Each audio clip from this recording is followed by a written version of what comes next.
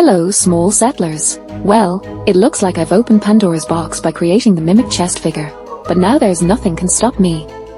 And with Halloween just around the corner, I definitely need to make the next figure, a Mimic pumpkin.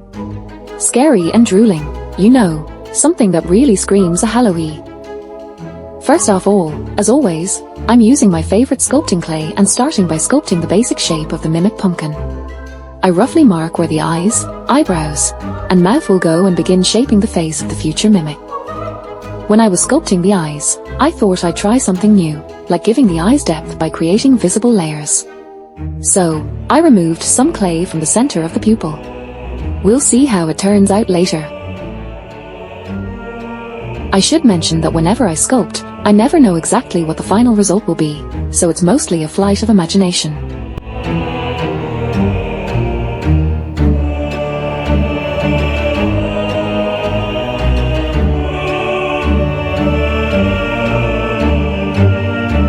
While creating this character, I thought a bit of backstory wouldn't hurt. This cute little pumpkin is named Trickkin Joseph Jose Squash. When it was just a tiny seed, a crow flying over a lonely house in the woods dropped it. 1,289 years later, it began to sprout, but the homeowner who found it had no idea what surprise awaited her. At first, the pumpkin grew very slowly, and the homeowner often thought about getting rid of the plant, but in the end, she pitted it and let it grow. 20 years later, the pumpkin finally matured, and by then, woman so attached to it that she named it after her late husband and son, which is how it got its long name. On October 31st, some children came to the house, shouting, "Trick or treats! Trick or treats!" After the third time the kids yelled at "Trick or treats!" the pumpkin transformed into a frightening creature with teeth and screamed back, "A Trickkin!" It was just the first word it heard, nothing unusual, as no one ever said mimics had great intelligence. But when woman heard the pumpkin scream's human words, she added a Trickkin ear to its name. Since then, October 31st, 1309 has been celebrated as the birthday of Trickkin Joseph Jose Squash, the valiant mimic pumpkin that protects its owner from thieves, bandits, and mischievous children.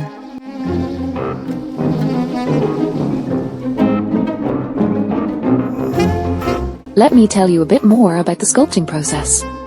At this point, our pumpkin already has teeth, and I'm adding the pumpkin stem on top.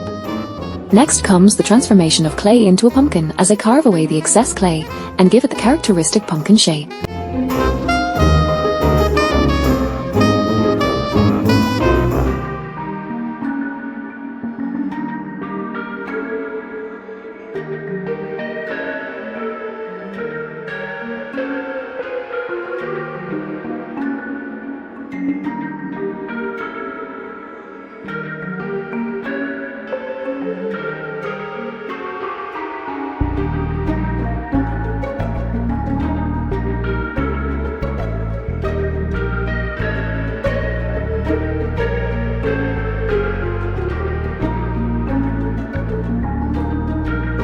Next, I shape the tongue, which will be sticking out of the pumpkin.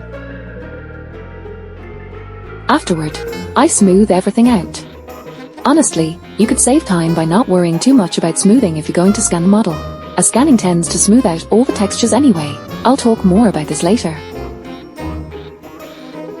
So, I'm doing this mainly for the video to show you a more polished version.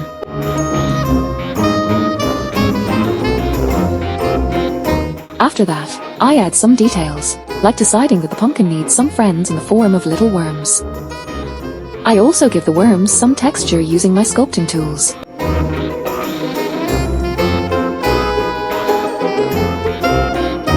This is how the finished sculpture turned out, about 10 centimeters tall. By now, we've reached the painting process. I'd like to mention that the figure was scanned and printed using a 3D printer with PLA plus filament. I scanned it using my phone without LiDAR, so not everything was scanned perfectly. If you have an iPhone or another device with LiDAR, the scanning quality should be much better. Given my imperfect setup, I did some post-processing, adjusting the width of the tongue. It seemed too narrow and unnatural, and increased the model size by 2 centimeters for printing. I then primed the printed 3D model with black primer. I use a variety of paints from different brands, not always ones specifically made for miniatures. For example, I buy black and white paints separately from fairly inexpensive brands, and honestly, I don't notice much difference compared to more expensive ones. So, if you're looking to save on paints, this is a great way to do it. Before applying the main colors, I first lighten the raised areas to better define the shape and ensure the acrylic paint appears brighter.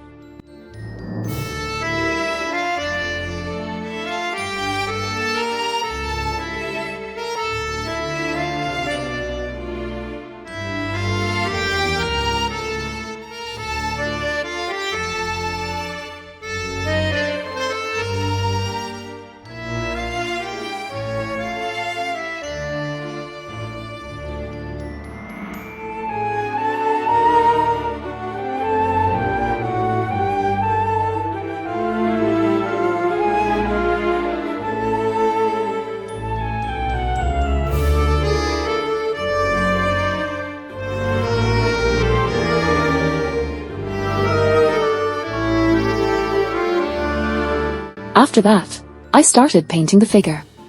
Of course, I kept the traditional orange for the pumpkin, but I like to add more variety, so I chose additional shades of yellow and green for this figure.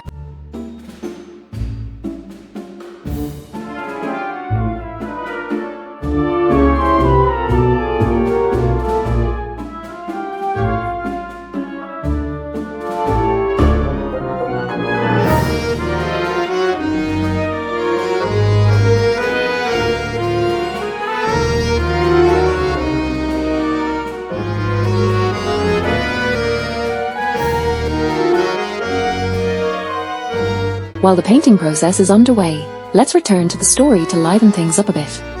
It turns out that Trickin Squash, that's our pumpkin's short name, has been a very helpful pumpkin all along. He spent all these years assisting the woman with fighting off insects, pests, and pretty much anything that could harm her and her beautiful vegetables. But what's even more interesting is that ever since October 31st, when the pumpkin revealed its transformation, the woman began to change as well.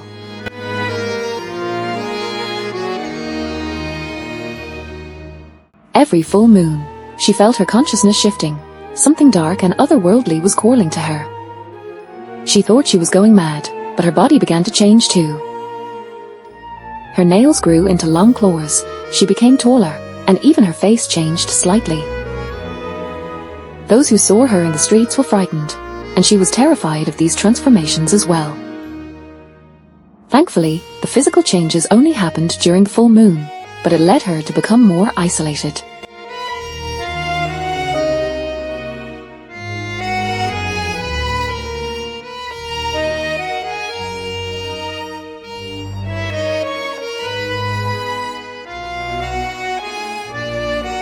But this story isn't about that poor, lonely woman, so we'll leave it here for now. I'm curious, how did you like the story? Would you like to know what happens next? Maybe in the form of small figures or dioramas. What would you change or do differently? Do you have any ideas you'd like to see come to life? I'd love to hear your thoughts in the comments. For such a small channel, your feedback is incredibly valuable and will help improve the content. As you've probably noticed, I don't mention any brands or apps I use, but if you're interested, you can check out the materials in the description. Also, my small channel doesn't earn anything, and everything you see here is done for the love of it. So, if you really enjoyed it, please support the channel with a like and subscription.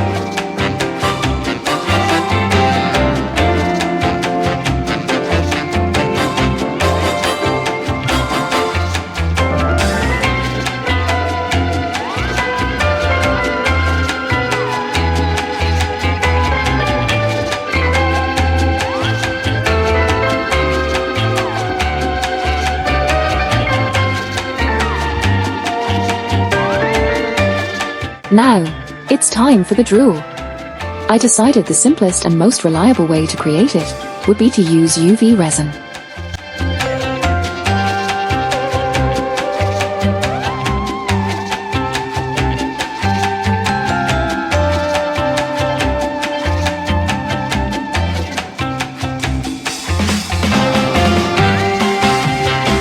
It's a bit tricky to film and work at the same time, but here's how it turned out. For the eyes, I used UV resin as well, layering it to create depth.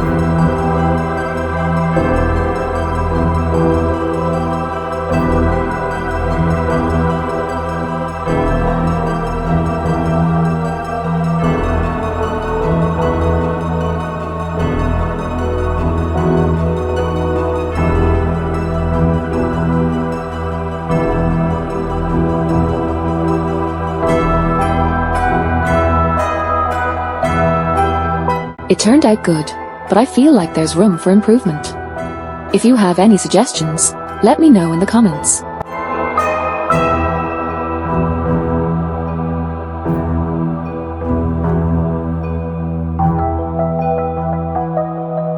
I coated the teeth, tongue, and worms with glossy paint to give them a wet effect.